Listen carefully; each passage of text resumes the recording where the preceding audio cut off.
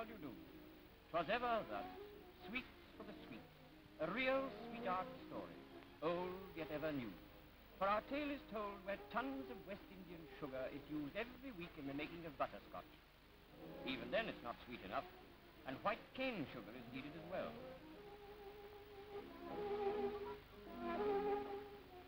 All the raw materials for the making of butterscotch are emptied into a huge bowl, and buckets of glucose are drawn from the tank,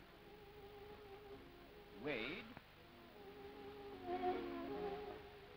and their contents emptied into a mixing vessel. Tons of butter, in fact, they use nearly 4 tons a week. The butter is melted and added to the mixture. This is boiled and constantly stirred.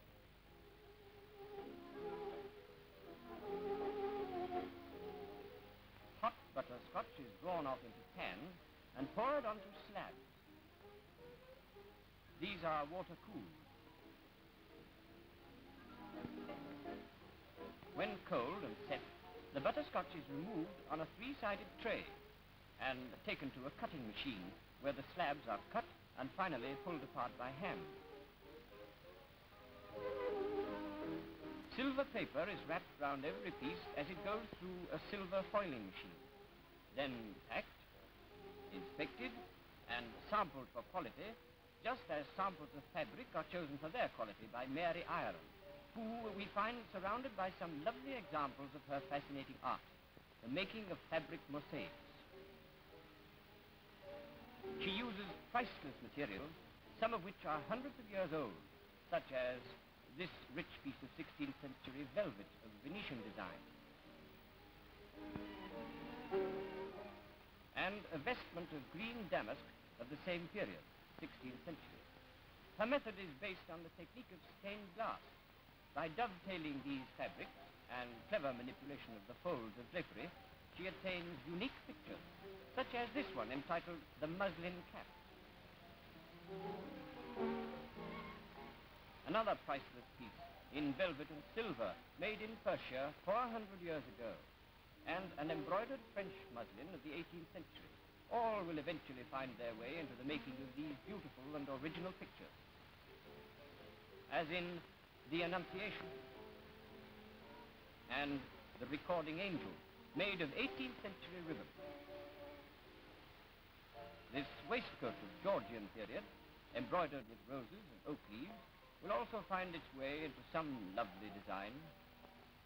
Egypt and Rome, composed of Egyptian ribbons. And this really lovely study of The Merchant's Youngest Daughter. Mary Ireland's mosaic pictures lend themselves admirably to modern furnishings. In all manner of artistic lighting effects can be utilized to show their beauty, as the lights and shadows form an endless pattern on the crystal waters of the lovely Thames. For more than 100 years, the Thames Valley has been a favored haunt for all lovers of pictorial beauty, and Maidenhead, one of the prettiest towns on the river, has been justly famed both as a pleasure resort and as a residential center. Apart from being very picturesque, Maidenhead possesses one of the world's most famous bridges, Brunel's great engineering achievement, locally called the Sounding Arch, for it carries the railway over the Thames on the largest single-span brick bridge in the whole world. Higher up the river is the bridge carrying the main Bath Road, pretty to look at, substantial to a degree, but wholly inadequate to the volume of traffic which thunders to and from London. Monkey Island at Bray, and the familiar bell which calls the ferryman over. Monkey Island was once owned by the 3rd Duke of Marlborough and used as a fishing lodge. Here, the Duke kept monkeys, which ran wild over these very old walnut trees.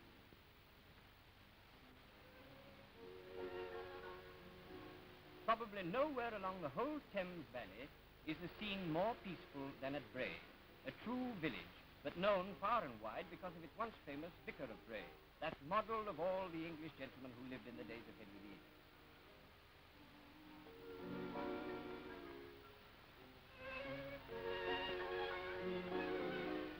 But we are concerned with more modern affairs. Richard Dabson, waiter-composer conducting his band.